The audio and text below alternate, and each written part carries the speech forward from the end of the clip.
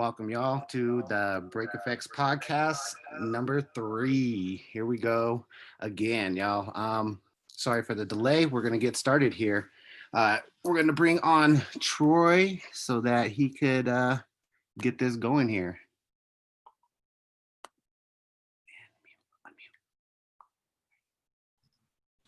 What's up, everyone?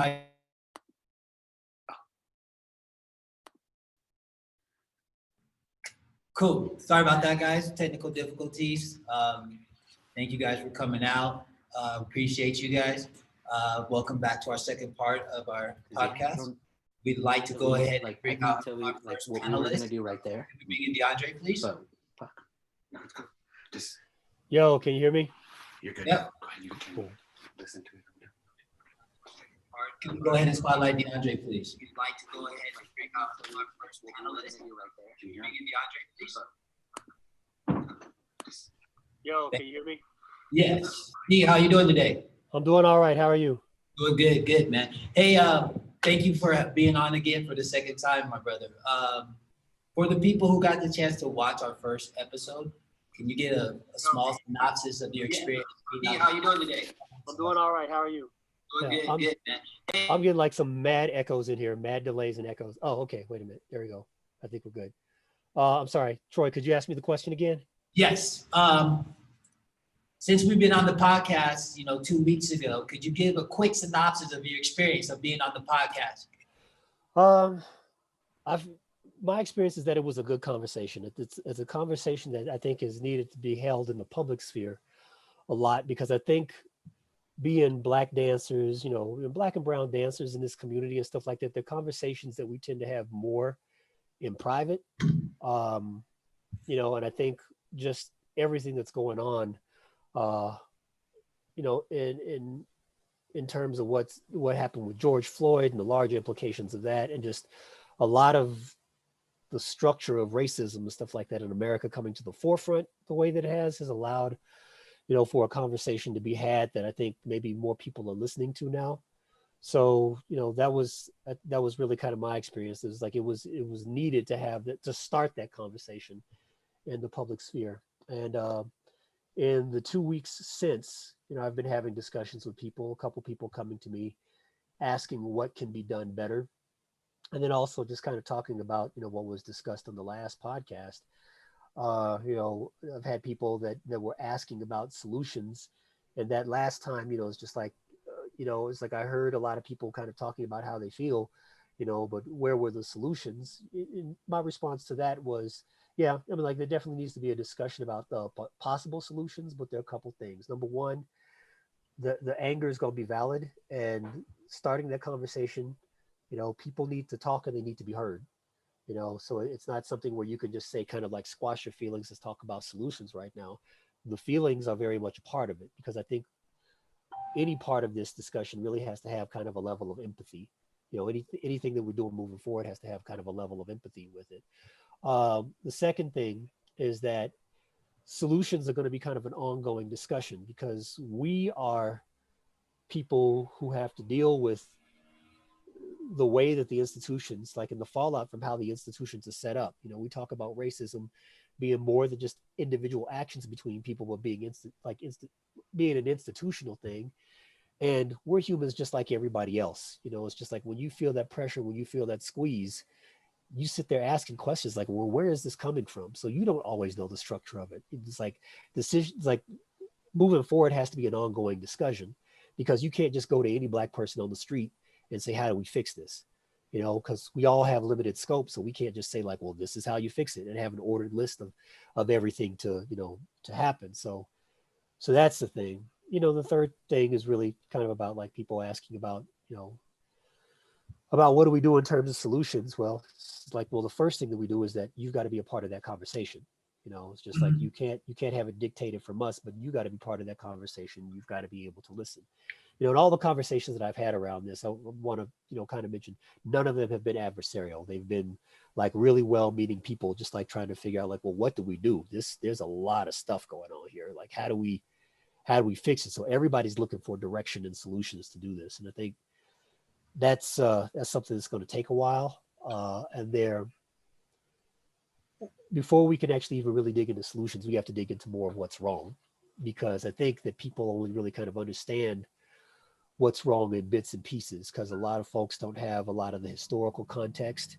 There's still a lot of blinders between like how different communities live, and how access can be restricted, how access can be granted, what privilege, what privilege is, where privilege resides, all kinds of stuff like that. So there really has to be a lot more discussion if we're going to find solutions, and we also have to focus on doing what's effective and what's necessary and not what feels good, because that's another big thing around, the issues that I see around this. I see a lot of people wanting to get out there and they want to jump gung ho into doing stuff, but a lot of what they're trying to do is stuff that's highly visible and it feels good, and that's like saying that racism went away because people aren't burning crosses so much anymore, on lawns and stuff like that. It's a much bigger issue than that. But yeah. So everybody that reached out to me, they were all dancers, bringing it back to this conversation. Okay, no, nice. Well, I'm glad you had that dialogue, and I think the main point of the podcast is to create dialogue within the community. I want to touch on something, D, when I went back and watched the podcast, because you made a lot of great points within the podcast. And there's something that I want to touch on real quick for you. And I have a certain question for you, because you are very into the education aspect of culture, from the dance aspect and from just our natural culture itself of being, Black Americans. And we touched a little bit about stereotypes. So I've had this said to me, and I'm pretty sure you've had it said to you too as well. What do you feel about that stereotype when someone says, when you speak and you're, very educated, that you don't sound like a Black man? If you've ever been told that, how does that make you feel? Well, I mean, I could go into like, how would anybody, feel about being associated with a stereotype that is so counter to the truth and the reality of Black people? It's just like that. They're giving you a backhanded compliment. They're saying that you're so articulate and all sorts of stuff like that. And it's basically what they're implying is that Black people aren't articulate, or, they're not well spoken, they're not well thought. There are a bunch of stereotypes, and I'm not going to really roll down all the stereotypes. But the thing is that I'm a product of my environment. My family, believes very heavily in education. I come from a community that's like that. I went to a 65 to 70% Black high school, and being well spoken, presenting yourself well, being able to articulate your ideas, being able to really think deeply about them, to really investigate them and explore them is it's always been a part of my environment. And there's never been a question about that. It's never been this thing where you have to do this better than most Black people do it. I mean, hell, it's the way that people have been around me, and people have to understand that there's a diversity, among Black people. We try to talk about this Black voice and Black thought as if we're a monolith. Yeah, there's a larger umbrella that contains, I think, the seeds of our experience in this country. But no matter where you go in the nation, even in your own city, you're going to find a diversity of Black people. It's just like, I think people, they draw this really kind of very unnuanced picture of who we are. So, I don't really pay a whole lot of attention to that. It's one of those things that, you can get it from inside, you can get it from outside, and that's all from people just like having limited ideas of what Blackness is. And that's just one of the many fights that we actually have to fight in this country, in this society, all around the world, really. But like in this context, that's another thing to fight. Yes, thank you, D. I'm glad you cleared that point up, because it's one of those weird questions that, I think we all get at a certain point in time. And I think it's something that's very valid to, speak about, because it's exactly what we're doing right now. We're having a conversation about what's going on, and that perception of the education of Black people and, how we present ourselves, no matter how the way we dress, the way we speak, that's something that we constantly have to. There's something else that's implied there that I want to bring up real quickly. Also, sometimes when that happens, I feel like some people don't know any better. Some people in their stereotyping, it's just kind of ignorance, but other people use it as kind of like this scapegoat that I can't have this conversation with other Black people. I can have it with you because you're different somehow, which is BS. It's just kind of like people need to they need to rethink about the ways that they're communicating. Don't try to single me out because you're not really trying to do the work. Like I said, that's not everybody, but it's a dynamic that pops up and that needs to be spotlighted, that needs to be recognized. Yeah, no, definitely. Well, Dee, I appreciate your thoughts on this and everything. Please hold on. I want to get back to those points, but I definitely want to get back to the other panelists. So I appreciate you, Dee, and we'll get back to you in a minute, my brother. Thank you. Word, right on. I'll be here. All right, guys, let's go ahead and thank you, everyone. Make sure if you guys are on live, you can go ahead and get in the chat. Post some questions. If you have a question for myself or Dee or any other panelists, please go ahead and do that. Let's go ahead and bring the next panelist in. Is Summer available for us to come on in?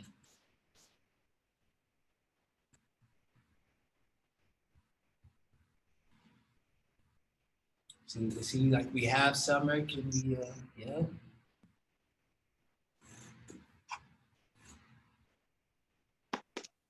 Summer, can you hear us? Yeah, All right, what's up? What's up? Thank you for coming back to us, girl. no problem. How is everyone? Everyone's good. Everyone's good. We have your voice. We have no visual on you. I don't know why. Hey guys, can we check the visual on Summer for me? Did we lose Summer? There we go. Okay. Can you hear me? Yeah, I can hear you. All right, well, we're just gonna continue to get this. Ah, there you are. How you doing? Good to see you again, girl. Good to see you. Good. Since it's been 2 weeks since we had this last conversation, and I'm curious, how things been in the last 2 weeks since the last conversation that we had on the podcast? I mean, the same. I still have people sending me messages and, commenting on things and saying thank you. And I've had a lot of DMs on Instagram saying that they listened to the podcast and they liked what I had to say. I just think that, I don't know how many people listened to it and I don't know how far it reached, but I'm wanting people to just have the talk and actually do more than the surface stuff. Like, call your Congress people, call, and send the emails to the police departments and do that kind of thing, as well as educate yourself. But it's more like connecting. You can't be all book smart. You have to be able to talk to people and just have regular conversations, not necessarily about everything that's going on. I think everybody's in this mindset of educating themselves by reading and finding out things, but you can also, I think the key component is just talking to somebody else so you can understand the similarities that you have with that person and the differences and what makes it different and how you are playing a role in making that different for somebody. So I hope more people are talking to each other and not just reading about things. Free knowledge is out there, because we're in the time of modern technology, people can Google, get online, education is right in front of you. But I think the point that you made is having that actual conversation one-on-one with people is probably the best education that you can have. Yeah. Staying on that point of education, it's something that you tapped into with the last podcast, and both you and I can relate to this when we were talking about being in, dance programs in college and some of the hurdles that we went, through. And we're talking about people telling us that ballet was the original dance forms and stuff like that. Can you go into a little bit more in depth about some of the things that probably the struggles or up and down that you went through while you were in the college program to try to get validation of our culture and what this culture brings to the table? I mean, I'll say this. I went to Colorado State University. I was a music education, well, I was a music major. I didn't put education on that until closer till I was, till like my junior year. And I was one of 3 Black music majors. And then my freshman year, I got into dance. And at the time, I want to say there was 2 of us in the dance department. So it was not really like a thing where I expected to learn hip hop at the college level, because I knew that it was going to be ballet, modern, tap, jazz. I knew it was going to be those dance styles. So, and you know, it's just something that you read in the pamphlet. So I was prepared for that. Also, when I went to Colorado State, there were 24,000 students and 382 of us were Black. So it was, I knew the representation and learning the things about my culture would be something that I'd have to put on my back. So, I mean, just in general, that was one of the things that was different. And then just being one of the few Black music and theater and dance people at that college, it was just, you took what they were offering. And one semester they did offer a hip hop class, Kevin O'Keefe. That was my first like introduction into a hip hop class, a structured hip hop class. And from that point, I'm like, oh, if you can bring somebody in once a semester, and I was always on them, and I was always choreographing hip hop numbers as well as tap numbers, as well as ballet and modern and jazz. But I would always make sure that I put at least one hip hop number in any of the student productions, just so that, you know, people were aware. It was always, I was having to do a lot of the work. So I think it's better now. I think that it's built into the structure of their curriculum in the universities and colleges now, if students want it. But when I was there, it was like, I have to do it myself.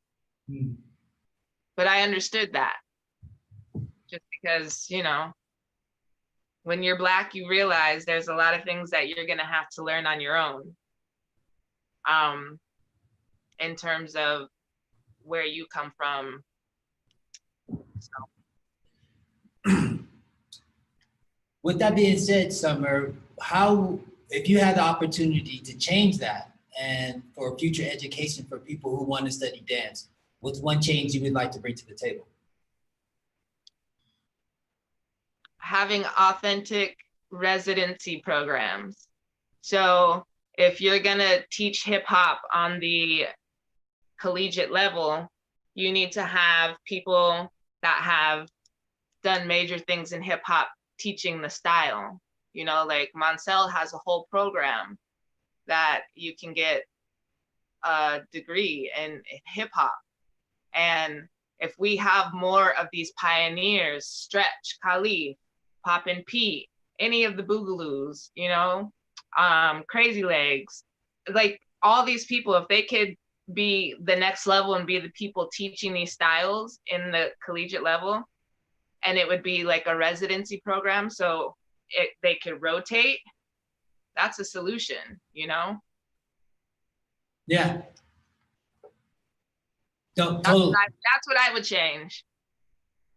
Totally. No, Because a lot of the pioneers have a lot of, they're not only going to teach you where the movement came from, the history of it, but now they're going to give you like that authentic, the stories. And that's what history is. History is stories about what happened. So you're getting these people that actually lived through it. That would be.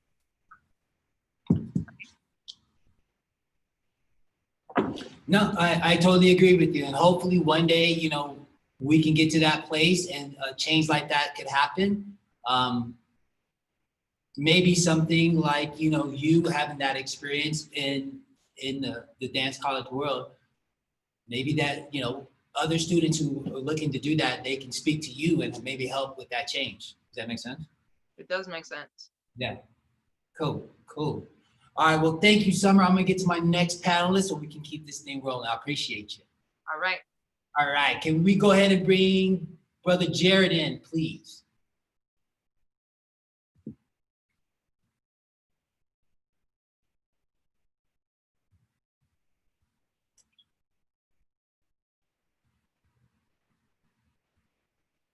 Brother Jared, can we bring in Brother Jared in, please? What up? How you doing, man? Good. Sorry, I was gonna be sitting still. I had to make a run, so I'm on the move, but I'm good. No, that's good. I'm sorry. I understand that. Thank you for being on, man. I appreciate your time and all that. Would you give a quick synopsis from last week and how you felt about the podcast and the direction we're going with this? Definitely, it was a great conversation starter. I think a lot of things were brought up, being all over the place, talking a little bit about our history, a little bit about direction, a little bit touching, on a few different things. So I think it's a great start, but a lot, just the tip of the iceberg, to be honest. There's a lot of work that we have to do. And like I said, my analogy would be this, is that the way we're looking at the situation, there's so many different levels, like we said, of people's knowledge. And knowledge is the key to getting us out of this, their education. Some people don't care about their education, and others have miseducation. So we're dealing with a very, very volatile type of situation when it comes to trying to come up with solutions and really delving into the problems without people getting, too much in their feelings, but really being able to handle the truth about the dynamic that we're in right now. So, this is where we start. So I won't keep it long this week, but this is the start for us. And I forgot to say, what I should always say is peace to the ancestors, the one that come before us, all the elders. Really honored to be. I'm looking forward to hearing Buddha stretch, because that saying that I said last week, I thought about it. That wholly integrated people having omnipresent power. And Buddha was the first I seen in Michael Jackson's video. Having that influence on my dance, and the reason I like to move, and then so having the honor to work with him when he come out here to Motion was awesome. You know what I mean? Because you feel the essence of where it's from. He's, from New York. He was in when it was happening, it was being created. These were the people who were doing it, not, and we're the people learning from the people who are doing it. So again, it's being passed down. So that's a really important thing from my perspective as well.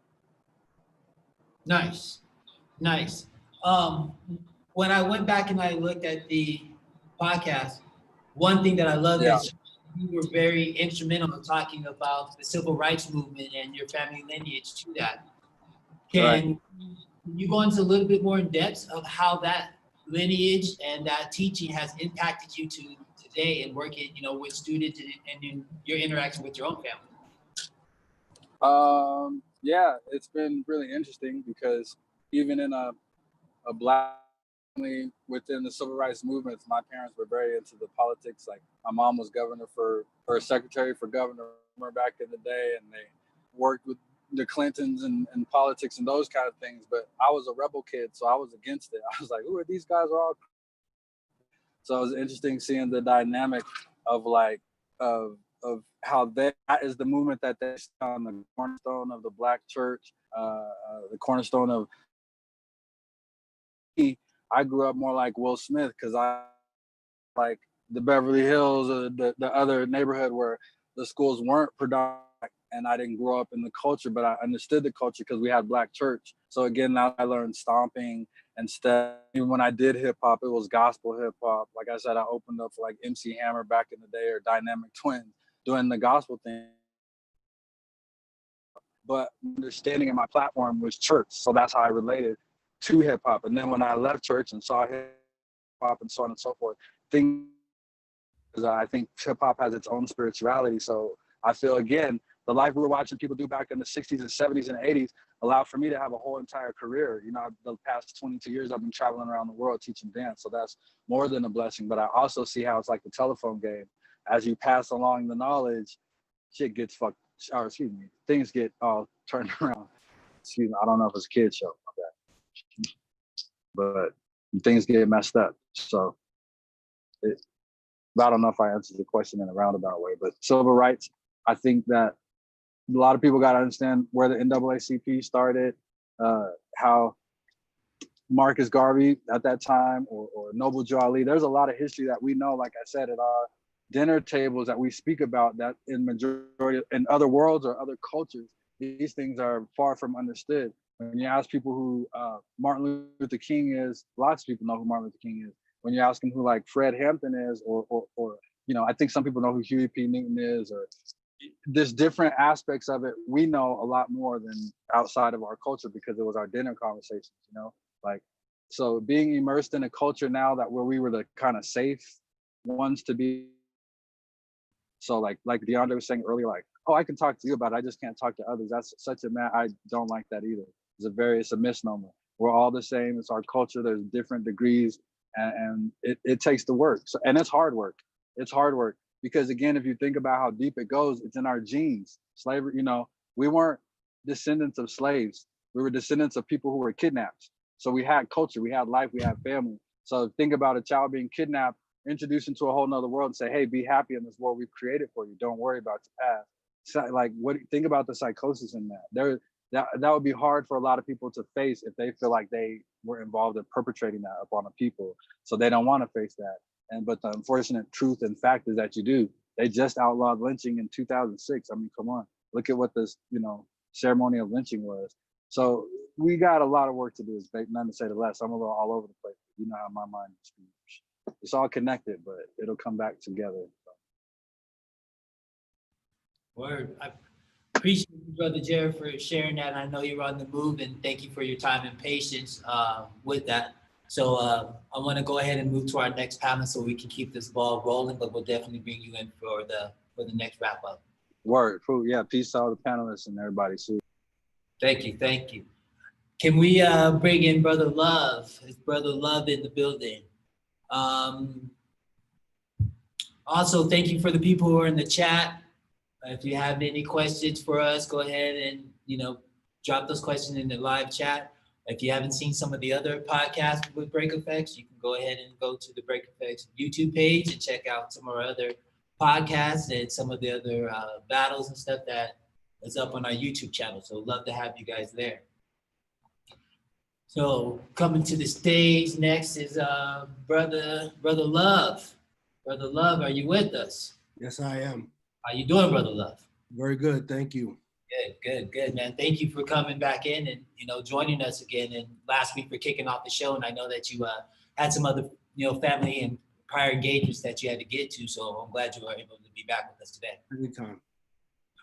Quick synopsis, my brother. I know you were running the program up at CU and stuff like that. And Summer kind of touched on, you know, like Montel's running the hip hop program. You get your degree and stuff. And I would love for you to tap in a little bit more into the work that you're doing at CU to give a little bit more expansion on that. Mm-hmm. Well, it's a hip hop studies program. It is focused on dance primarily, but it's a undergraduate and graduate certificate in studies. So they have to take classes within the ethnic studies department. We have a music department where it's not a lot. There's a few dudes, shout out to my man Andrew out there. He's doing it with the lab, teaching them about a class about hip hop. Dr. Baraka teaching a Black Lives Matter class at a university. That's fresh, and I'm just humbled and happy to be a part of it. Like I said before, I'm a guest in this culture. I came out here to get my master's, but learned that it was a scene. You know, LOF, I'm remiss. Shout out to Fiends, shout out to Jared, and shout out to all the panelists, DeAndre, Summer, but you know, meeting LOF through Quick Step, and then meet GWT, and like I said, how things have evolved. And I'm finally part of the culture within my realm, my space. I was going to piggyback on what Summer said, learning and having to do ballet, but I'll still eat because I was getting my graduate degree. My thing was urban aesthetics, a fusion of forms. So yeah, I'll give you your ballet, I'll give you your tap, I'll give you your modern, I'll give you, you know, whatever you want, but I'm still going to put that hip hop up in there. You know what I mean? I don't want to keep long-winded because everybody kept it moving in respect to all of y'all.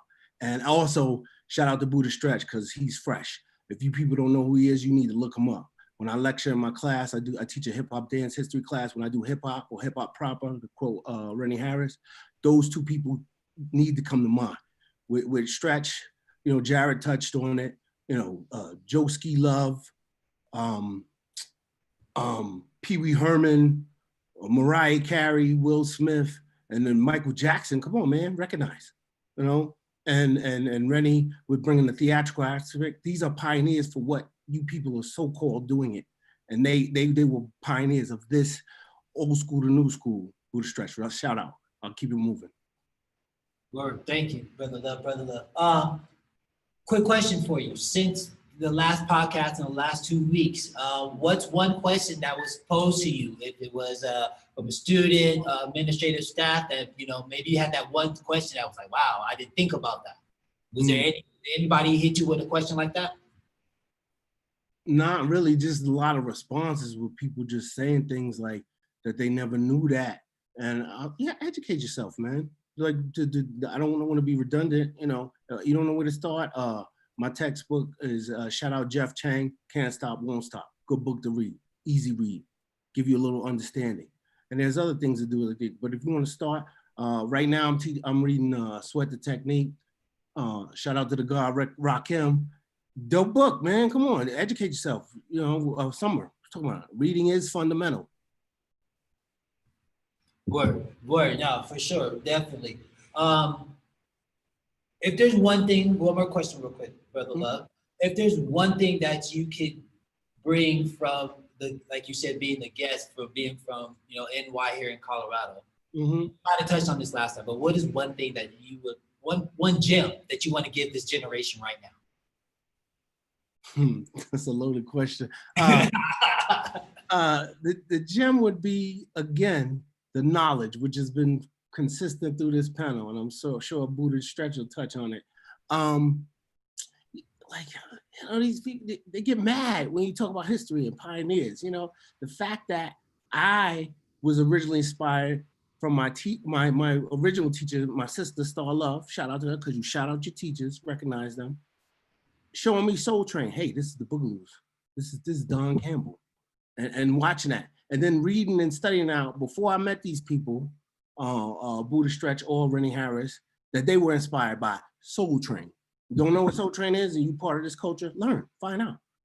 And I feel remiss because I should have pushed that earlier, but I don't know what I know now, you know? So I'm just trying to do my best I can now. Some of these young people get mad. They just want to make videos and stick their tongue out and show them doing routines from class to class, but actual learning, actually progression, understanding the style, because it would help us right now. Some of these people, you know, I hear people, you know, the kids from the studios, their parents going online. I'm not on social media, but I pay attention. And you know, that people, you have students who are well respected and people like them in the community, and their parents come out, I don't understand this protesting. What's going on? Now you just put your kid in a rough situation in the studio because the kids are like, yo, what's up with your dad? You know what I mean? Like, educate yourself, find out before you blast it and put it to the world. And then, oh, I'm sorry, I didn't mean to offend anybody. Well, you did. And I'm gonna wrap on that one. All right. Well, thank you, brother love. As always, my pleasure. You always bring that energy and stuff like that. We'll definitely bring you back in for the final wrap up and all that. For all those who are watching on live, yeah, please comment on the live stream. Our panelists are very busy people, and I thank them for coming in. I'm going to double check. We still might have Buddha Stretch with us, but he might have to take off because that man's very busy. But let me check in with the team. Team, how we doing? Is everything good?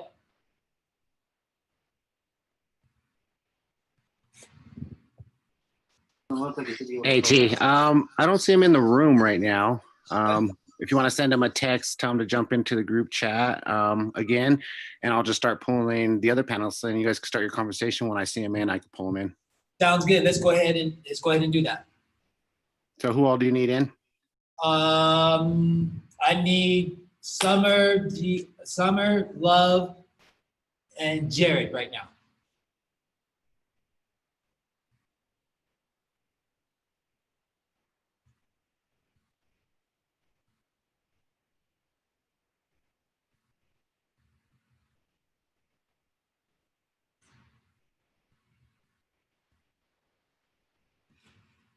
All right, guys, we're going ahead and bringing everybody in.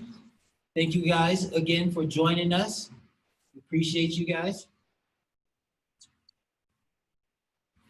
What's up, So- Summer? What's up? What's up, Larry Love? Good to see you. Good to see you. Yeah, I didn't know you was in Washington Heights. That was dope with the music earlier. I've been up there a couple times. Yeah, Dominicano. Yeah, yeah. They partying up here. I swear, every day. It's DeAndre's not in, guys.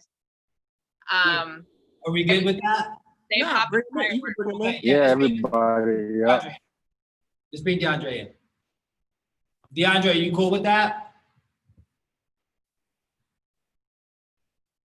Yeah, of course, y'all. Come on, we came in here to participate, love on each other today. Hi, Summer. Peace. What's up? What up? What up? What's up, Larry Love? What's up, my brother? What's up, Jared? What's up, D? D, your mic's off, brother. We don't have your mic on, D.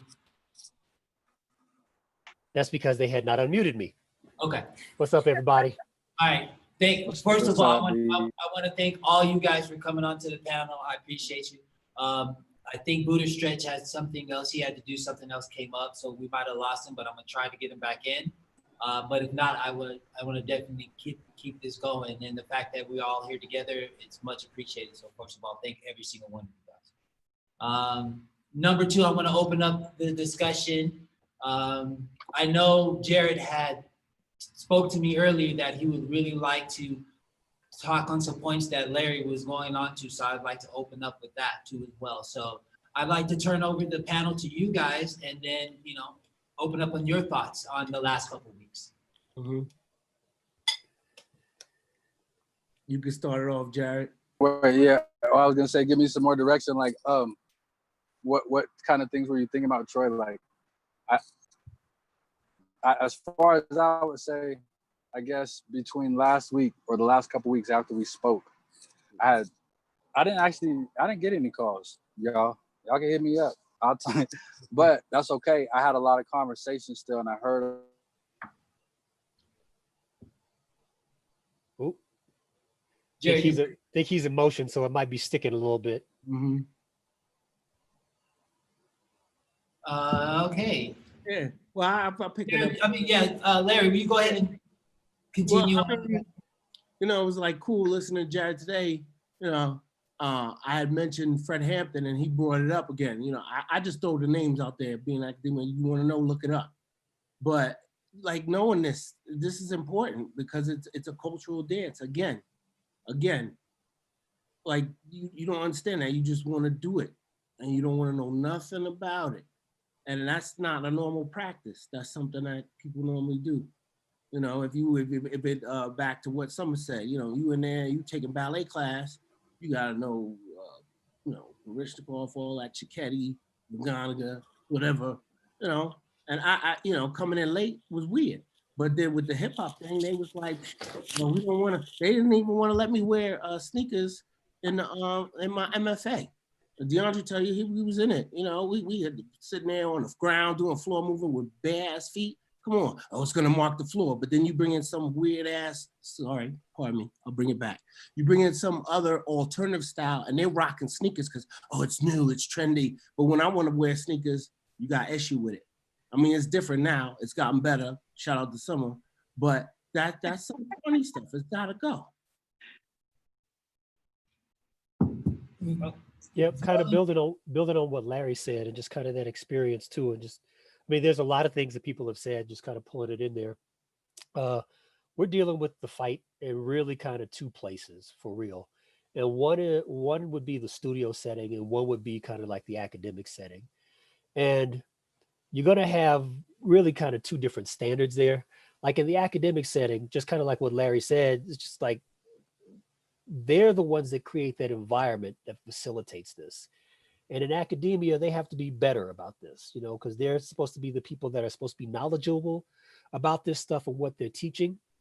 And you can't just go into a dance program, whether it be a BFA or an MFA, or just like, higher level and just teach mechanics. You can't just teach movement, because the movement is not really, it's not divorced from a story. Going back to what Summer was saying, that story needs to be told.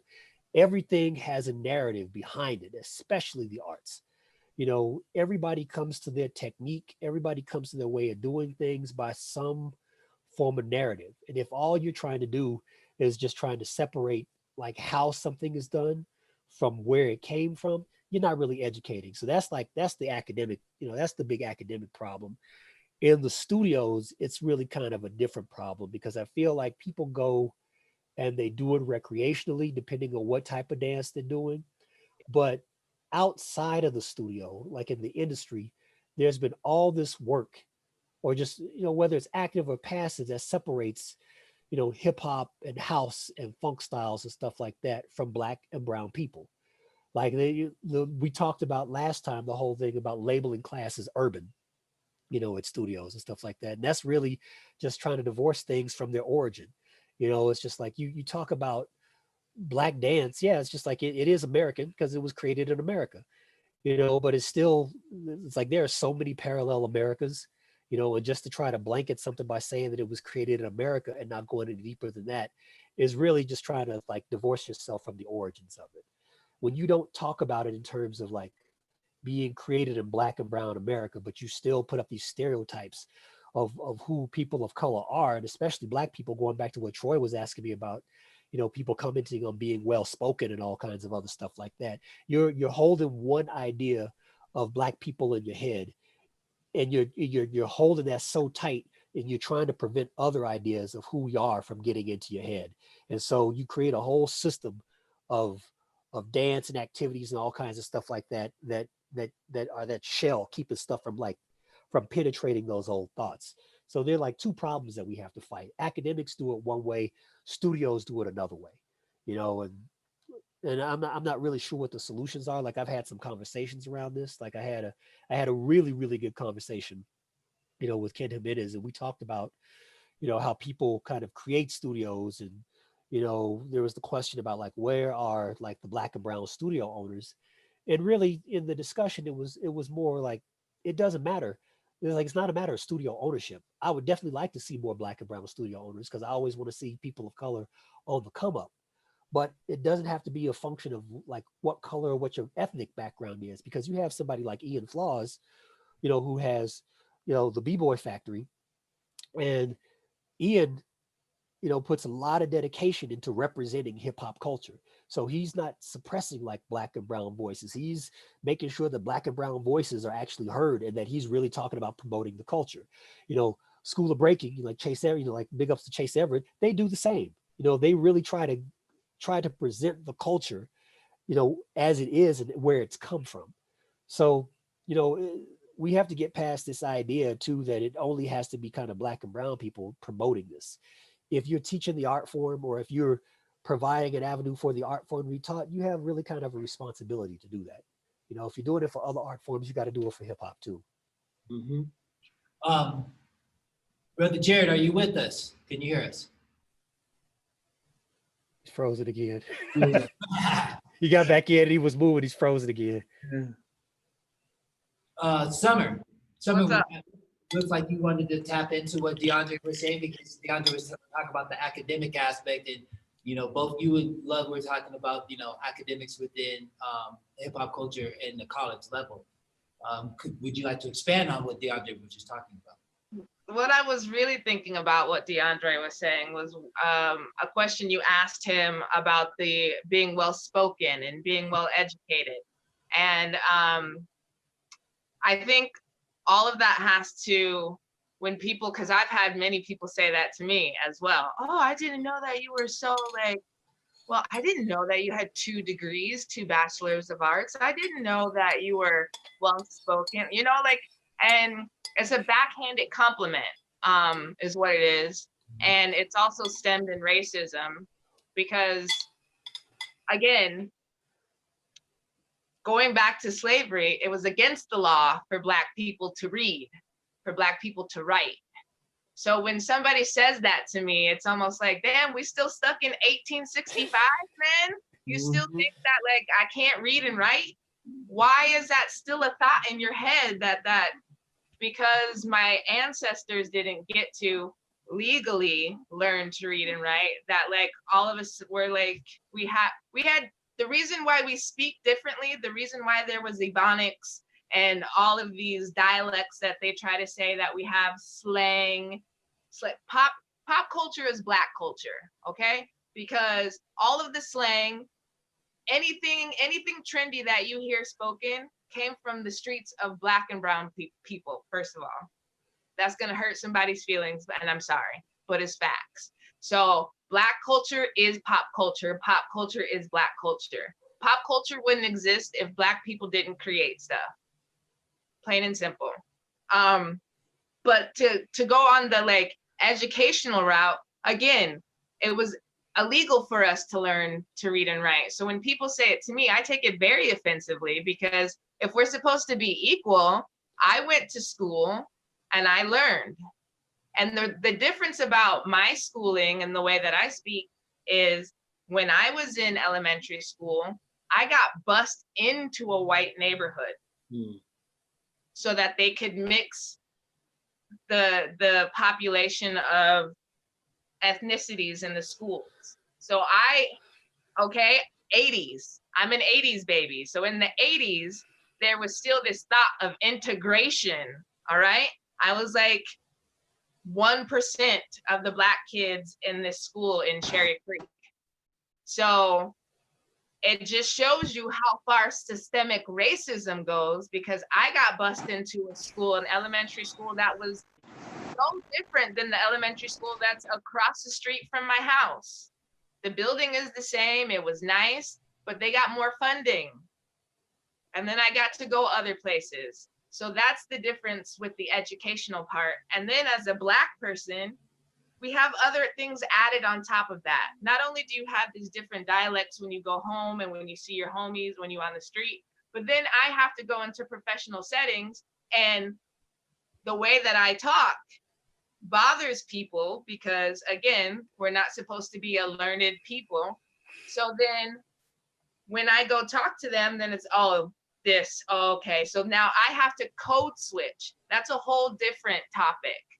But that just lets you know how much Black people have to do. We either have to suppress, or we have to go above and beyond to make sure that people understand we're not the stereotypes that were taught way back when people said that we were lazy and stupid. So when people say that, that's very offensive to me. Do not ever say that to anybody, ever. Just people in general, but definitely not to a Black person, because it's just saying that, oh yeah, I believe what my ancestors or, the forefathers believed about Black people when they considered you only 3/5 human, I believe that. So that speaks on them. It doesn't speak on me. But I just want to say, like, that's another thing that we have to deal with as Black people, the code switching. And if you don't know what code switching is, you can go ahead and Google that. There's some more education for you. But we have to either go above and beyond or suppress. And it's too much. There's more I want to say on top of that. I also don't want to bogart the conversation. Looks like we got Jared back too. Yeah. Yeah, definitely want to give Brother Jared his piece, because I know he's got some things he'd like to share. Any moment now. Jared, you with us? I think he's still. Jared's got no picture and no mic right now. I see his picture and see his mic is muted. All right. No, you guys are good. I'm listening in to catch up. Oh, Yeah, okay. no. Cool. Now he's off the mute. Check. Can y'all hear me? Yeah, we can hear you. Yeah.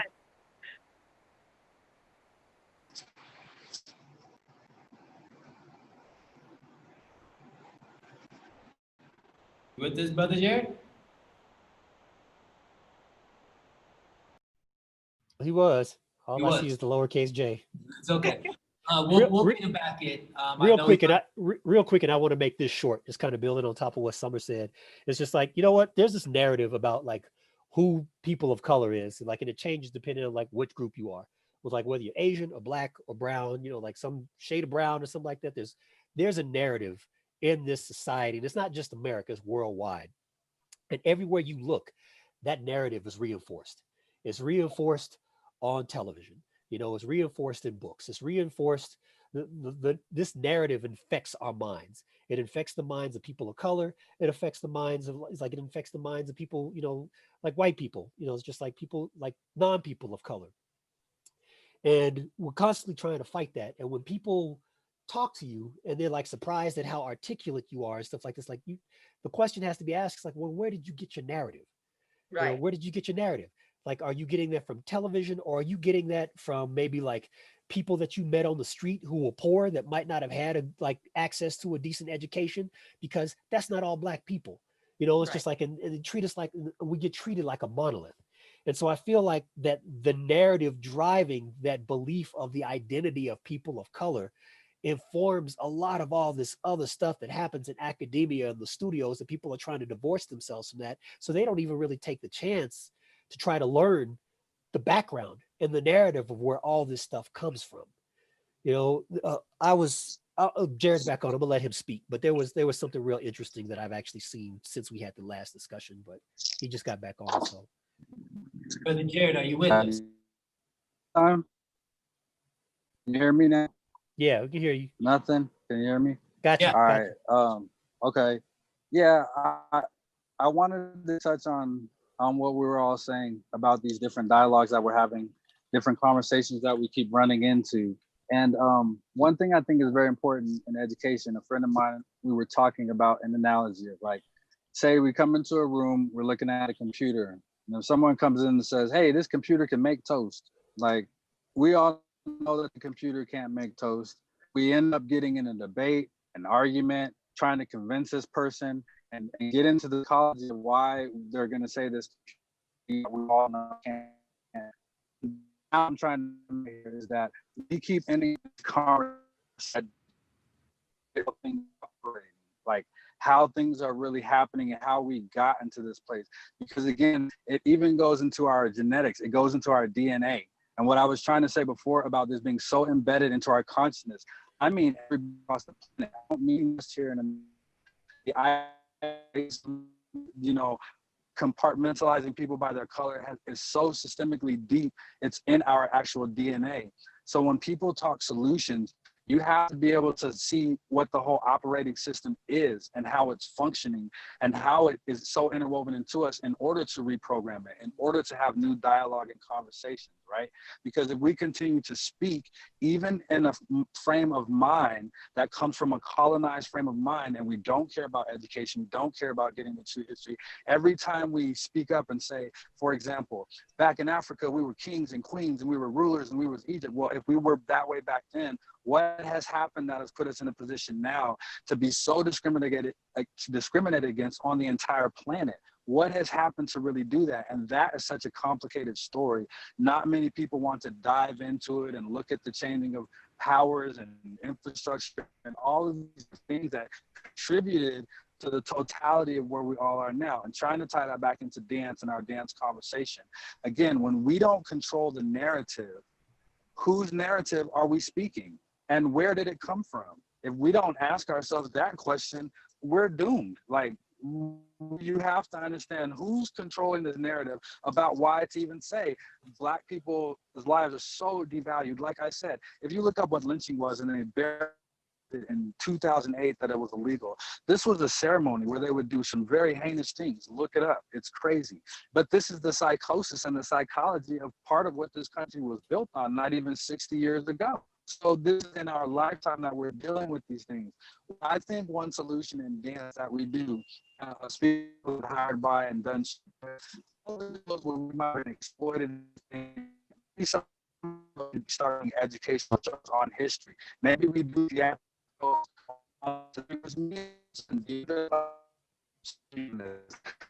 where going. And I know I want to say one more thing. Brother Jared, you sound like you broadcasted from near a black hole, man. Oh, I sound like Soul Sonic Force.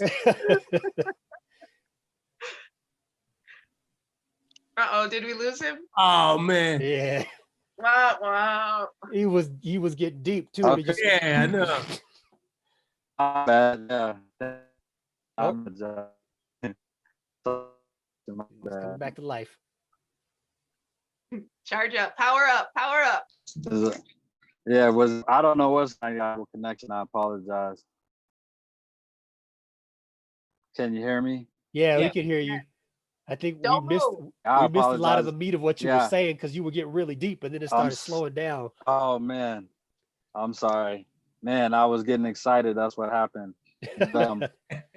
My point, just that it the things that we have to be very keep it in context and the patience that it takes to, you know,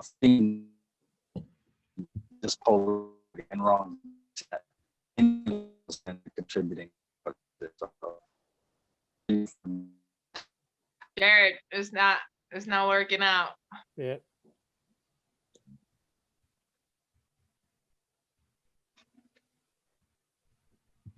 As we try to figure out the technical difficulties with Brother Jared, Love, I could tell that you were, really tapping into what Brother Jared was saying.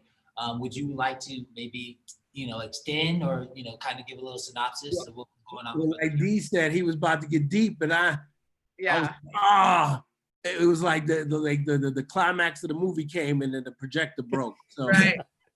but I would like to react to what someone was talking about with the, like when I started teaching at studios, Dance West, Motion Underground, I never told any, I didn't put it on my bio that I have my MFA. And people find, you have your master's in dance? As if that validates me teaching this form. Right. Yes, it informed me, it gave me a platform because I got my degree, but most of the stuff I'm teaching, I started learning at a young age, at 9, and seeing the history. I just used a means to an end. I knew for people to take me seriously, I had to get my degree for them to be like, oh, hip hop, oh, you really? But as that makes a difference, there's people teaching that, oh, I know degree, don't nothing. And I'm glad, Mom Cell at USC or Fable at NYU, that's dope. Like real pioneers, what piggybacking on Somerset. You're bringing in these people in there, or it's the faculty's friend or whatever. I don't mind that, but make sure you bring in the pioneer. Rennie, he bought a couple years ago, Kim Holmes, female hip hop pioneer, Violetta Galagarza, Joyce Van Hook. They was all them videos, Jay-Z, Missy Elliott, all that back in the days. And they paved the way. Female hip hop artists, you should familiarize. It was a thing he called Unheard, Unspoken. And they talked about their stories and cats, wanting them to, do sexual favors to be in the video. But the director wants to make a real good video too. He doesn't want these chicks that give you favors and you pay them less money. She was like, nah, I got agent. I have a lawyer. You want to deal with me, talk to them, and I'm not gonna be that one. And they were so dope that because the directors want to make a great video, they're like, nah, I want these girls. Yeah, but they cost more money. Well, I don't care. You want me to shoot this video? I want them. Right. Pave the way. And another thing back on history, but understand it, there was a struggle to do this dance, a real hard struggle. People look down their nose at you, still do. I tell you that now. But people don't want to understand that. They just want the instant gratification, and that's whack. But that was, thank you, Summer. You took me back when you talked about that with the, oh, you really? Like, that's a backhanded compliment. It really is. Mhm. I want to figure out what Jared was talking about DNA, because I've been like really thinking about this a lot and really kind of, I haven't really been real deep in it yet, but if Black people can harbor the trauma from our ancestors, from being enslaved and all that trauma, and it can get passed down in DNA, and I can have it, so can white America. So you have to think about their traumas. They have trauma just as bad as we do, because their trauma is their great grandmother could have been the little girl that was looking at the hanging Black man in that postcard, that photo that they sent all across the United States. She could be, that child. And that's trauma as well. To desensitize another human being consistently, you can carry that trauma and that can get passed down. So I understand too, in terms of like how people are saying, oh, but I didn't know. And in my mind, I'm like, how did you not know? But I get it, because again, I feel like those traumas can get passed down as well. So then people are just like, but I didn't know that I had this privilege. And I get that as well, because there's a lot of people that think because they're around people of color that, you know, they don't hold some of the racist ideals that have been passed down for generations. So I think that's another thing that we have to look at too, is like, there's a lot of things that are like in our DNA and in our chemistry and our fibers that have been passed down through trauma and through some of the stories. And then we harbor that, and that's what's making this difficult, because your body wants to hold on to things that it knows. It doesn't, even if it hurts you. We're all dancers. We've been hurt many, many times in dance, whether it's your feelings or whether it's your physical body. You know what I mean? You can take a shot to the ego in dance real fast. You can be humbled real fast, and your body can be humbled real fast. So I think that's like the same aspect in terms of everything in life. Like, all the bigotry and racism can also be passed down in DNA and not known, because people are still going to choose what's good, which means love each other, but they still have these ideals just because it's been passed down. I think that's kind of what Jared was potentially talking about, is like having the trauma in your body and being passed down. I believe in that. Looks like we do have Brother Jared back in. Before we go back to Brother Jared, we want to definitely bring him in, get his thoughts. I want to piggyback on both on Love and Summer, understanding too, is I feel the same sentiments with you guys. I don't tell people that I have my degree in dance. You know, I keep that kind of to myself, unless it's in a situation where I feel a need to be. But most of the time I don't tell people that. And when I do tell people that, they do give me that, like, I call it the lost puppy look, like, what do you mean you have a degree in dance? You know, and they look at you like you're crazy because you have, you know, this piece of paper of education, you know, when it comes to the dance form. But then even during that time, I ran into the situations where I'm explaining to my professors about this whole other culture of dance they have no idea about. So you end up educating your professors on aspects of dance that they're telling you that's not real. And, you know, and I tapped into a little bit of some of the ways that I kind of had a silent protest within my own, you know, dance program, where one of my professors, when they told me that, you know, ballet was the original dance form, and I was like, no, that wasn't right. And you were having a debate about it. So me being me, I went to the next class with sunglasses and gloves on, sat right in front of the professor and didn't say a word. And the professor was like, well, why don't you take your glasses off while you have gloves on? It's hot outside. And I was like, well, if you don't want to listen to what I have to say with dance and culture, why should I listen to you? And because I took that stand, dialogue started happening. But if I wouldn't have took that stand, they would have blew it right over. And so it's kind of like, yes, we have this degree, but what weight does it really hold? Do you guys feel like sometimes even having that, does it hold weight to have that piece of paper? I mean, I've gotten jobs because I've been the only one that's applied and had the BA. And I have two bachelors. I have a bachelor's of music education, bachelor's of arts and music education, and I have one in dance. And I'm the opposite of you two. I will tell somebody right away, I have 2 degrees. What? You know, like, I'm gonna shut you down. I don't want to hear anything, because I want you to know this right away, so you don't say anything slick. I don't need any of that happening, because again, when I go in for jobs or when I go in for teaching positions, I'm interviewing that place just as much as they're interviewing me, because I'm not gonna go teach somewhere that I don't get along with the administration, because I know that at some point I need them to have my back. And if that's not something I feel immediately, I don't teach there. I don't teach for money. I teach to, like, teach dance and life skills. That's my like, and I think if more people did that, then we would get more authenticity in this dance styles. But yeah, I tell people right away, no, I have 2 degrees. Stop. Mm-hmm.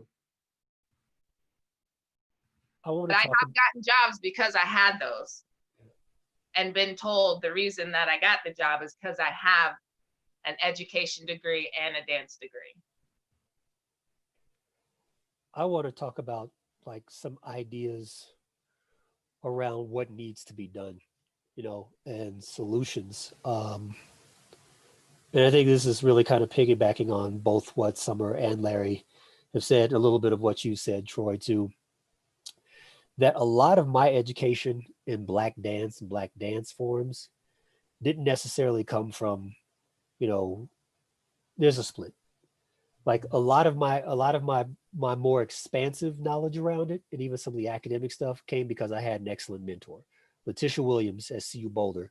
When I basically started my more professional dance journey, there was a mentor for me who opened a lot of doors for me and exposed me to a lot of stuff. And I imagine the types of things that she had to go through, like on the journey through her career, because she had to be in a lot of these, predominantly white spaces, very few people of color, and really kind of like opening the door and blazing a path for an understanding around more Black dance.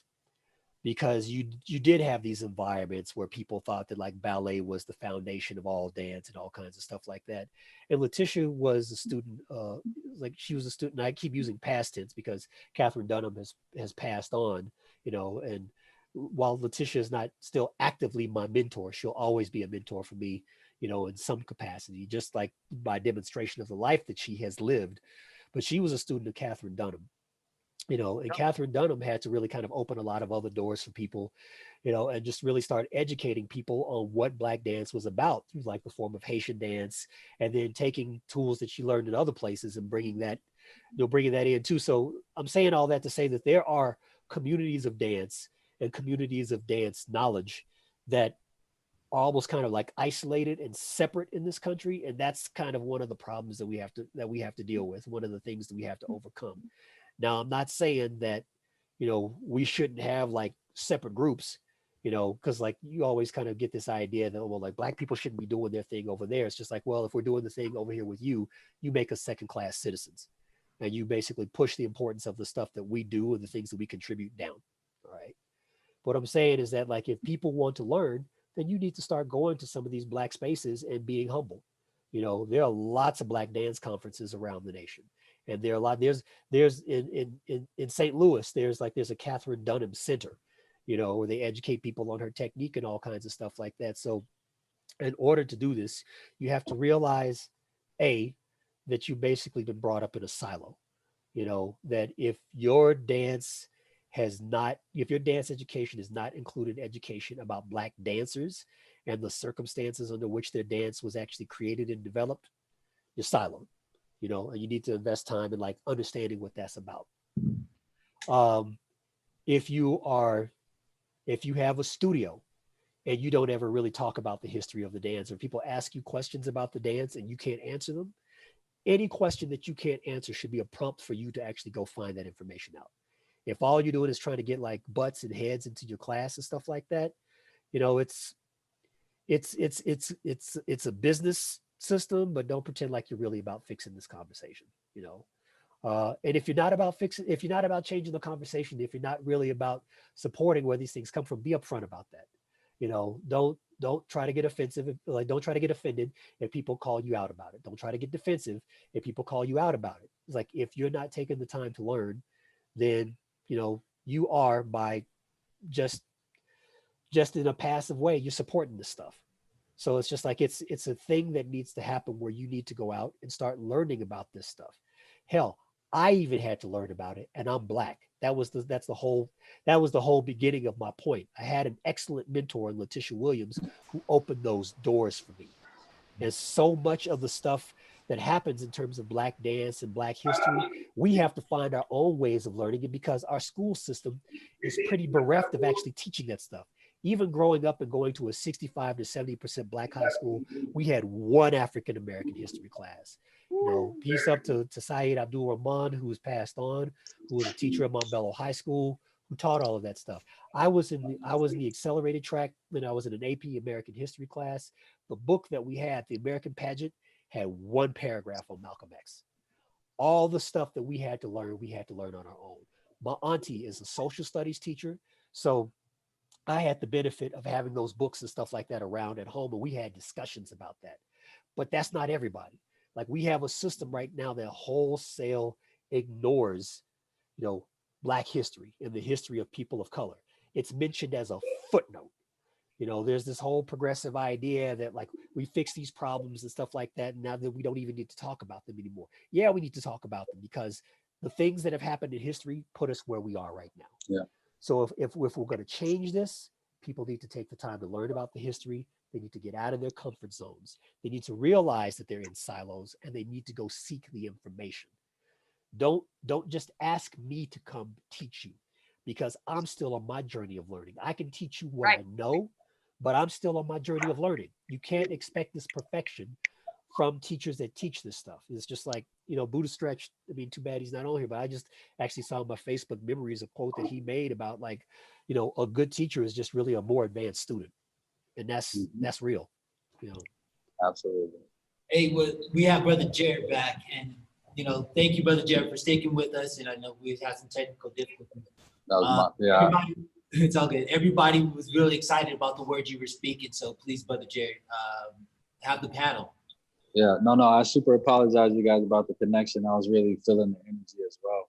But agreeing on top of what we were saying, one thing I wanted to input is what I was trying to say is that the intention, right, is justify the means. Like, what I want to touch on 2 points. One was that for the past 12 years, when I found my heritage, I got really in touch with my Native heritage and started practicing the way of life for the past 10, 12 years. I was doing Aztec dancing. And it's interesting going into the Aztec circle. Most people don't know that about me either, but I was doing that because I got real close to it. But the point being is that in that dance, the intention, when you put forth the intention of your prayers and the elements, and that energy coming through your body comes to life. It's the same thing I feel in hip hop. When you go into a battle or when you're battling somebody, the whole point of your connection and your exchange is being authentic to yourself and having that counterbalance in the universe, so to speak, because that's what your match is. Right now, we're so jumbled up, we don't really have that counterbalance. A lot of our connection is based off of this artificial energy that we're exchanging with one another and not being authentic to ourselves. And I can really feel the contrast. Like, when you say a prayer in the Native American tradition of that, you really have to be sincere in your heart when you're doing dances of the water or the fire or the elements. So in hip hop, we're checking everybody's authenticity, right? About the culture, about how we participate, what our intentions are when we bring that movement to the circle. So if my point connecting it all together is that if we bring a colonized mind, and we're always speaking from the standpoint of like how we used to be and where we deserve to be and how we could have been, all that really is doing is affirming that we're not there now and we have some place to get to. The truth is we are there now because we are the essence of our ancestors. We are the essence of who we are. We've never left that place. Only in our minds have we been taught to do that. And unfortunately, the rest of the world has been taught to do that as well, as look at us in their minds as that stereotype. So it's not our fault. And my point in the beginning was like, I'm tired. I'm tired of having to be the ones that educate you, because if you want it in your life, you go seek it out for yourself. If you want to live in the kind of world you want to create, then go seek it out for yourself. Like, because everybody's going to have a different level of what they're learning and the position that they're in. And I was trying to tie that together. Again, I apologize for the choppiness in my connection, but just intentions, the ends justify the means. So yes, education is important. Yes, conversations are important, but we can't stop. You can't stop, won't stop. I saw that just come up in the chat. We really have to be about letting people be on their own journey. Don't think that everybody has to be where you are. You're like, no, you ain't getting it. You ain't getting it. Well, not from your perspective, I might not be. And we're all stars from different parts in the galaxy. If we're really thinking about it, we carry different clusters of cosmic energy from our ancestors to translate into this thing we call light in our personalities and our personas. if we learn to start seeing each other with our hearts instead of our eyes, that's what I think the poison of racism does to us. You understand what I'm saying? Like my bad. The poison of racism is like a cancer, because when you see from one mind, and there's been millions of beautiful minds and perspectives on the planet Earth, this cosmic library that we live in, but yet the argument is just about, we need justice, we need black and white to get along. Like, I agree with that, and I'm not trying to put down the movement at all. But the point is, like I was saying, it's about arguing whether the computer can make toast or not. Like, that's not even the argument. Like, I think we're focused on the wrong aspect of the argument, and it's a distraction from really being able to experience the beauty of indigenous culture, which happens to be melanated or black and brown or however you want to look at it.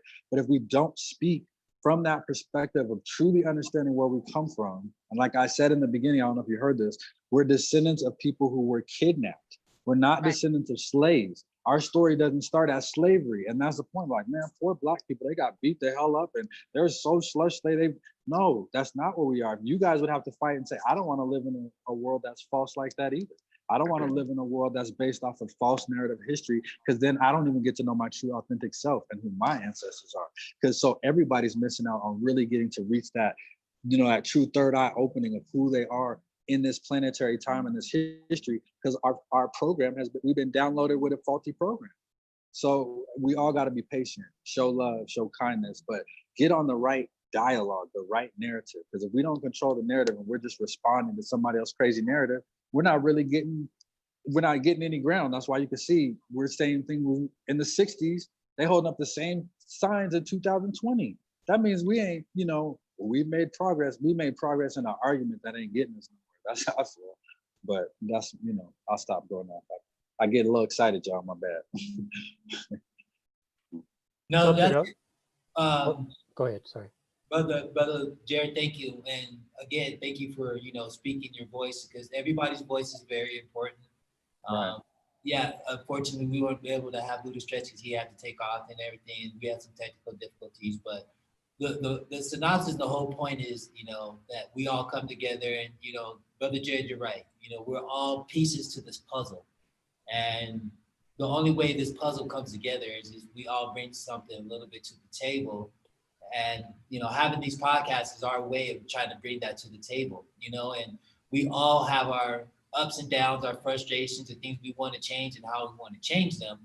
And being able to support each other in this broadcast is, I think, our way to help that change, and educate the people who are able to watch this from here on out, because it's an archive.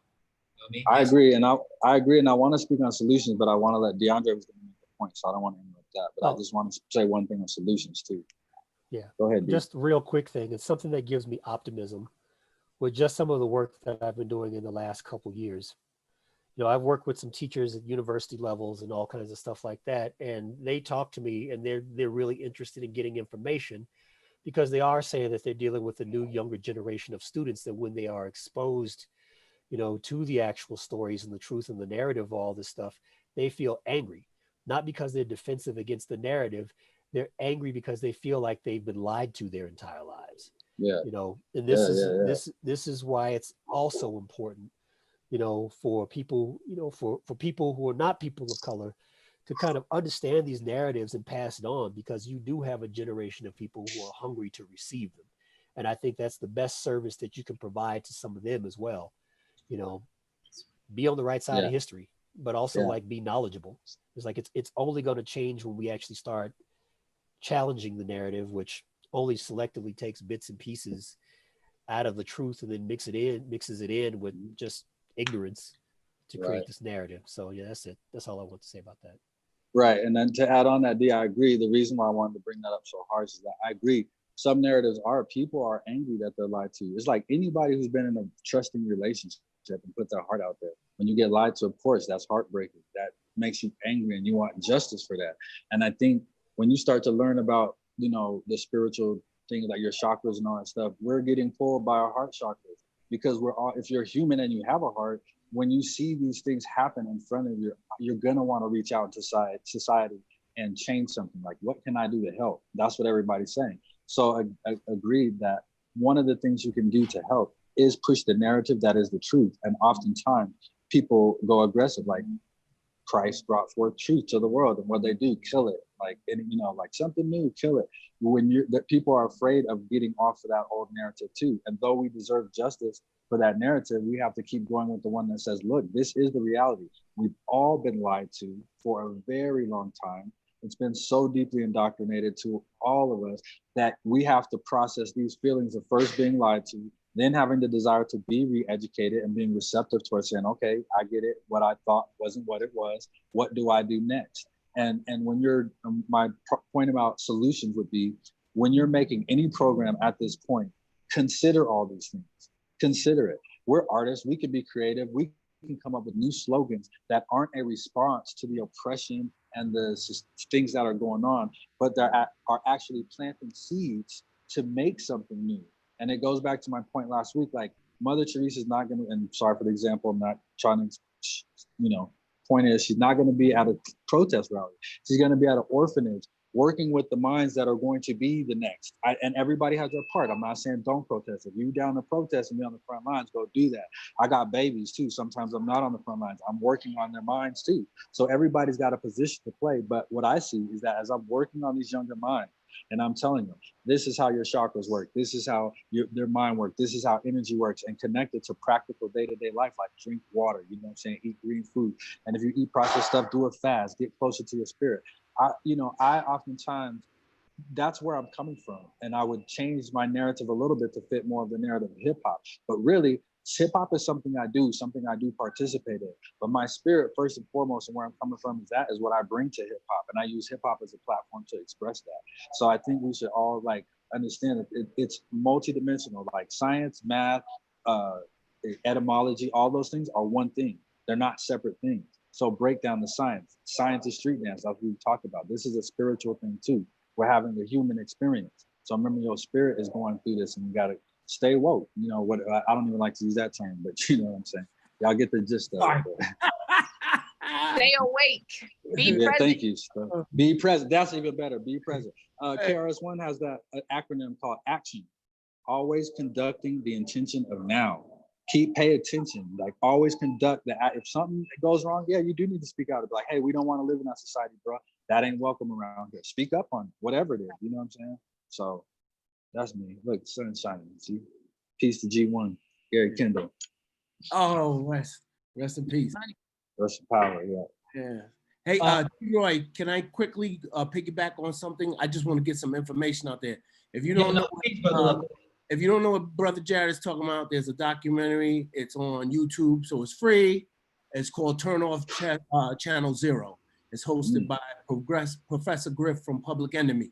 Some of your old heads know who he is. And he talks about how the music today is designed for different parts of your chakra. So I academically just get the information out there. Turn Off Channel Zero, YouTube, chakras related to Brother Jared.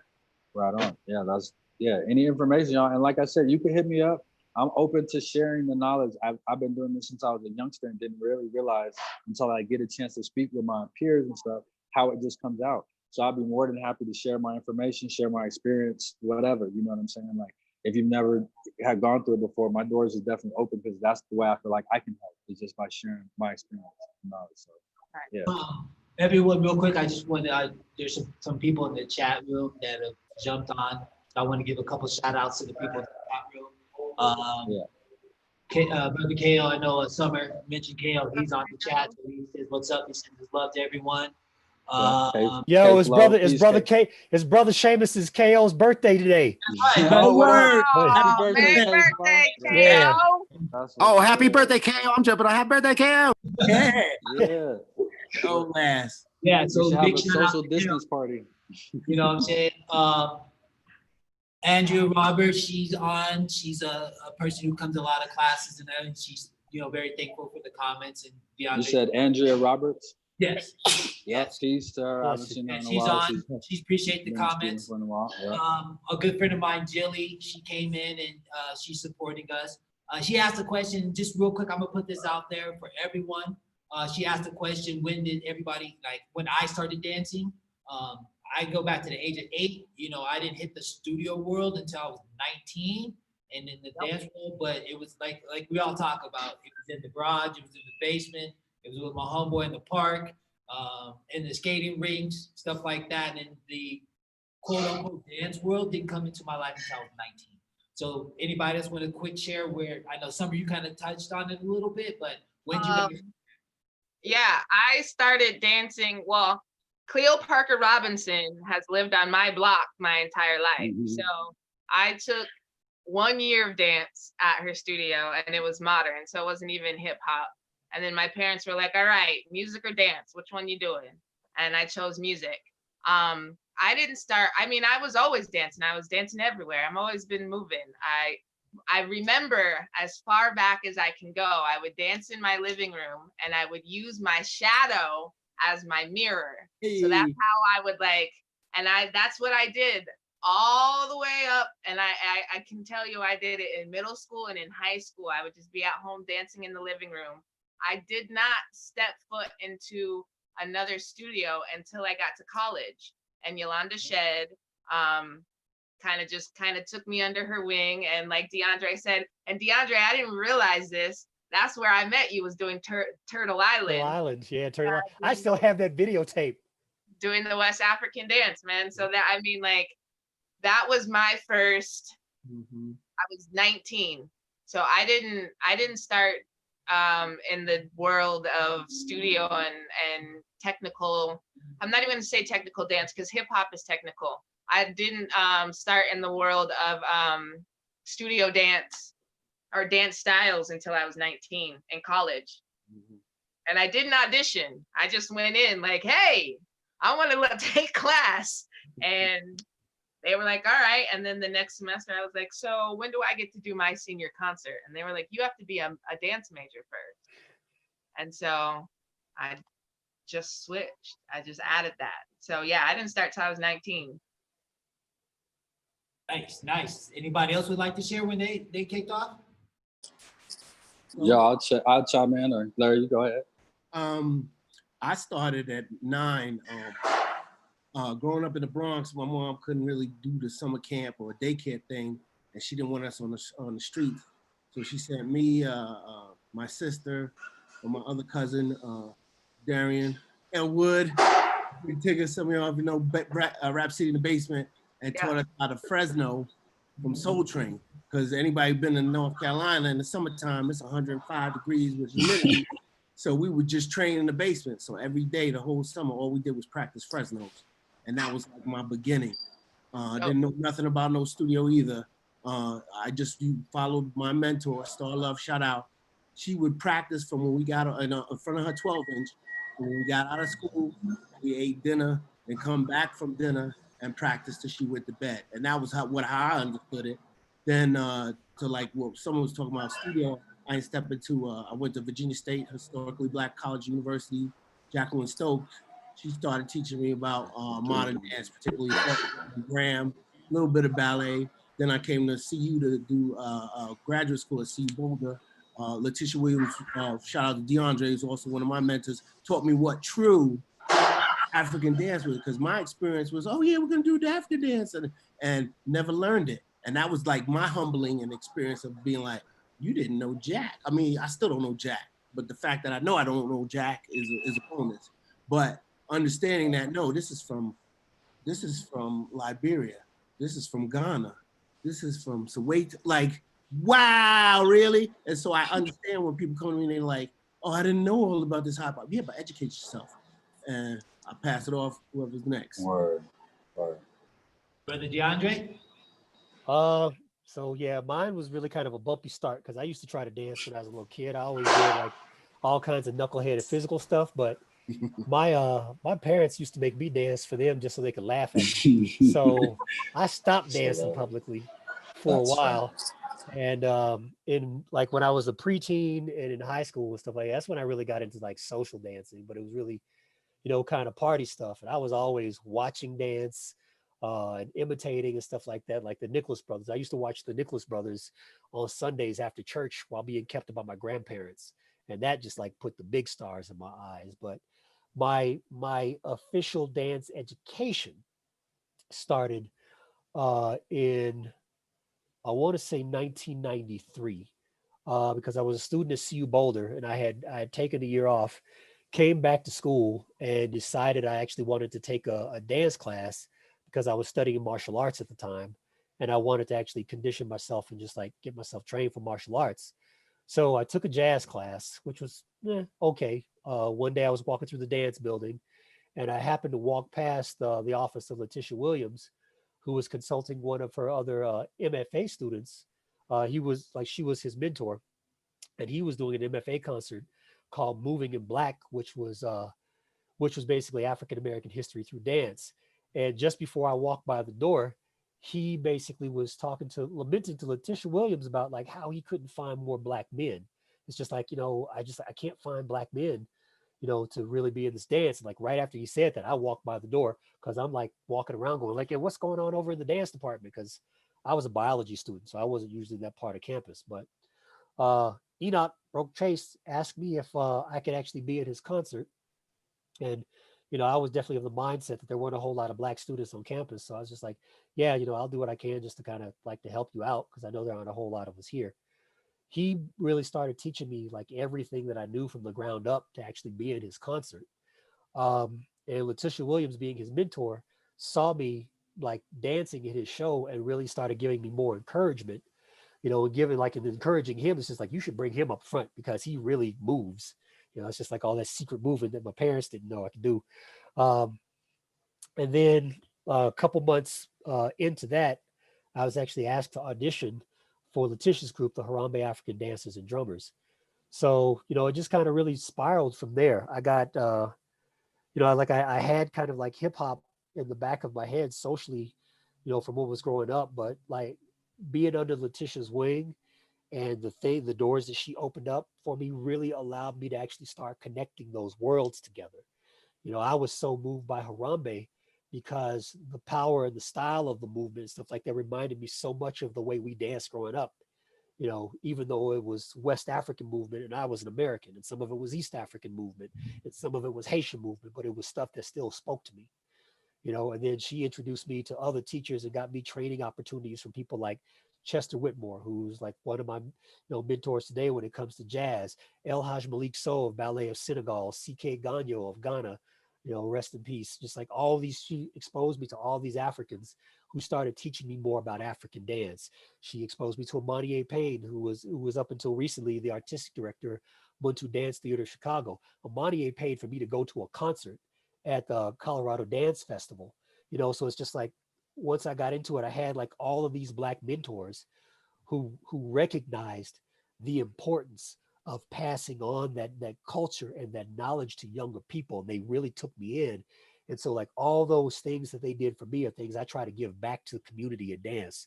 I'm a teacher, whether you're black or white or whatever. My thing is just like, I want to teach and I want to teach well, and dance is one of the tools in my toolbox to do that. But that's kind of thing. Also, from that experience, I actually got my parents into it too.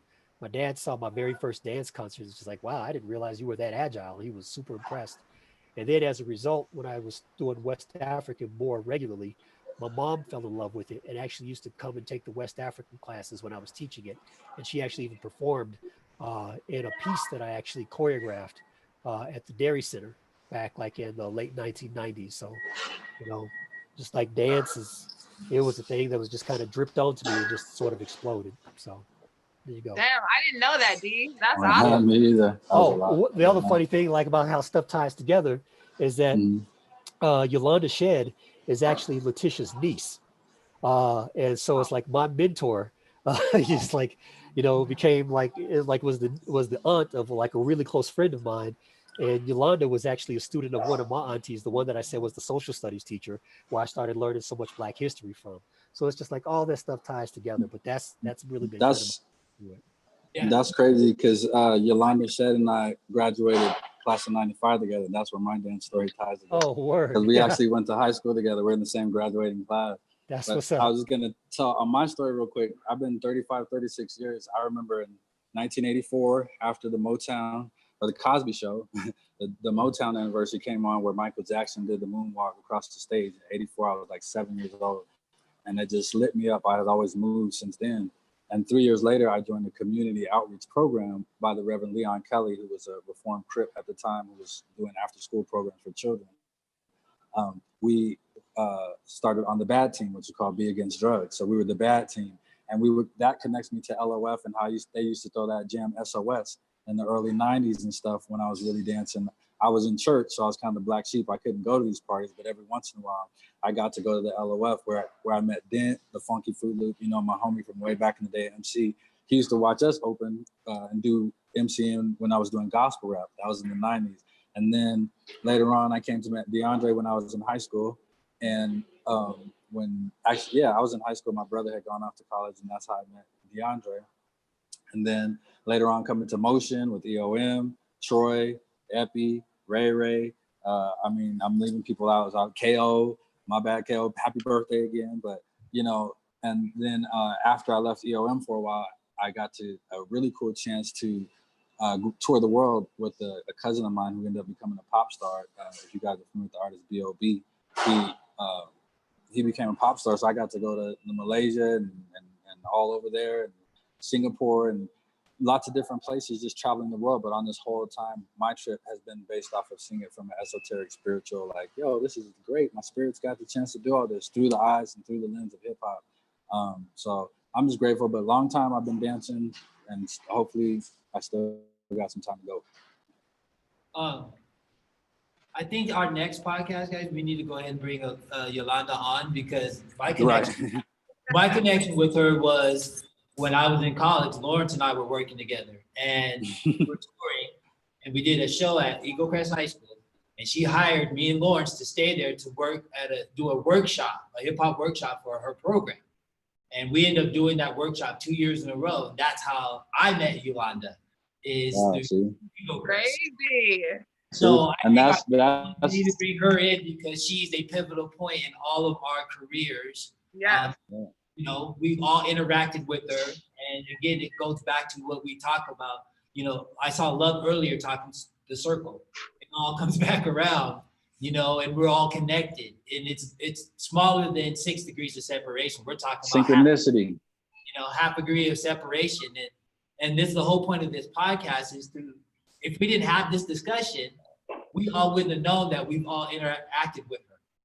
We might have just said it, individually, but now as a collective, we know that particular person has touched all of us, and at the same time, we've touched her through dance and everything. Yeah. So this is why we have these podcasts, to document the history, to document the people that have done the work and put things in and stuff like that. So I love that, we went ahead.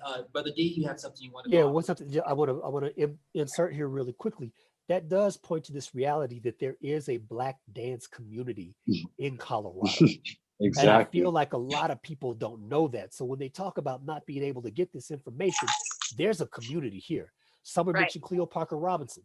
I taught at the school, and I have a relationship with that school and that studio. It's just like, that's where I produce Disciples of Funk every year. It's like Malik Robinson, her son, who's the executive director. We're the same peer group. And so it's a resource he's made available to me. So there is a Black dance community here that is filled with knowledge. So if you're a studio owner, or you participate at a studio, that has hip hop, but doesn't really have the information and stuff like that, there's no reason for that, because there are people here.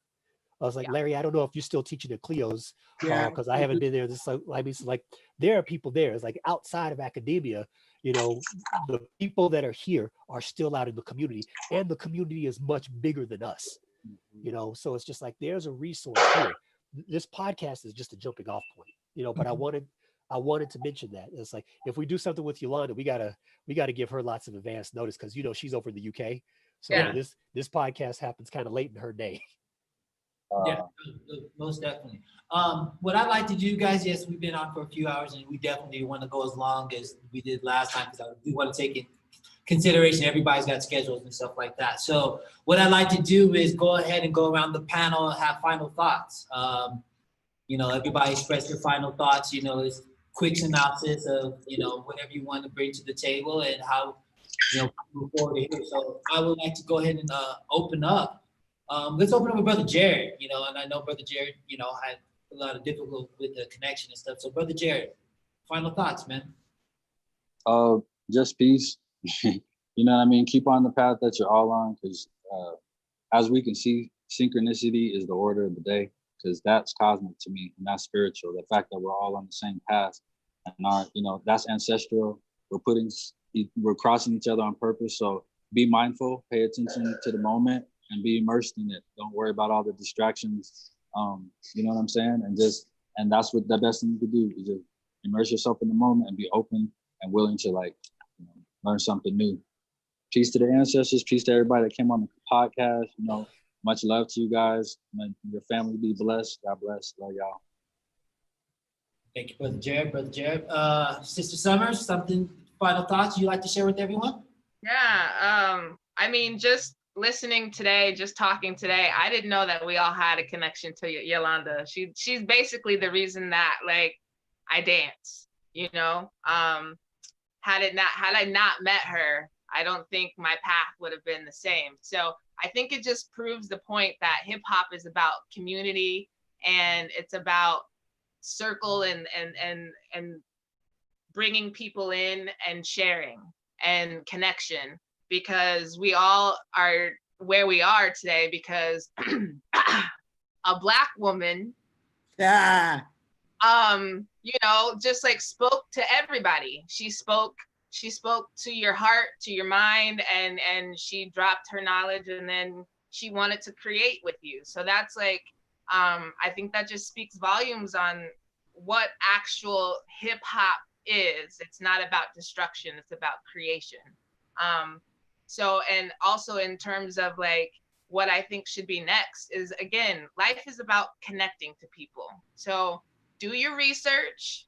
Yes, I will recommend watching What Happened, Miss Simone. I think that's the title of the Netflix special about Nina Simone. I watched it recently.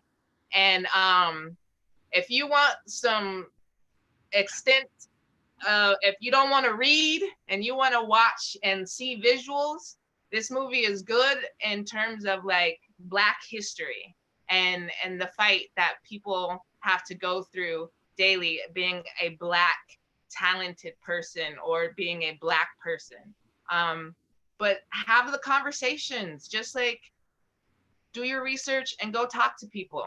That's literally what's going to change everything. You can protest all you want, you can do all of that, but until we actually talk and come up with solutions with each other, not just in the Black community, but together,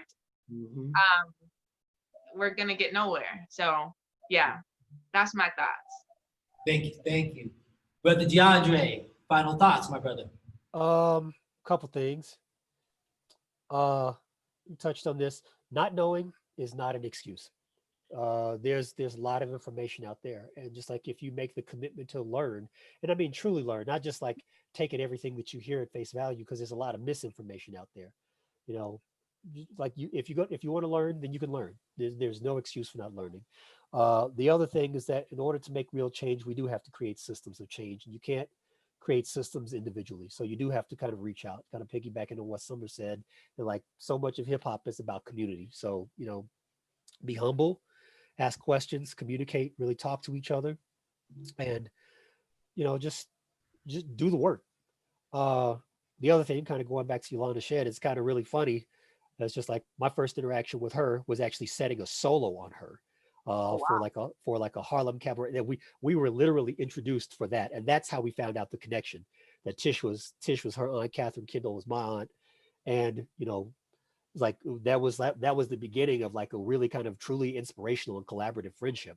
I was brought into Turtle Island because of her, which is how I ended up meeting you, Summer. So yeah, it was that was her thing, and she's a person, even being 7 years younger than me, just has just given me a lot in my life in terms of dance.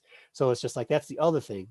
It's look at the people around you, pay attention to people around you. Lots of people will open doors for you. It's but you got to be willing, you got to be humble, you got to talk to folks, create those systems, because individual action is not enough.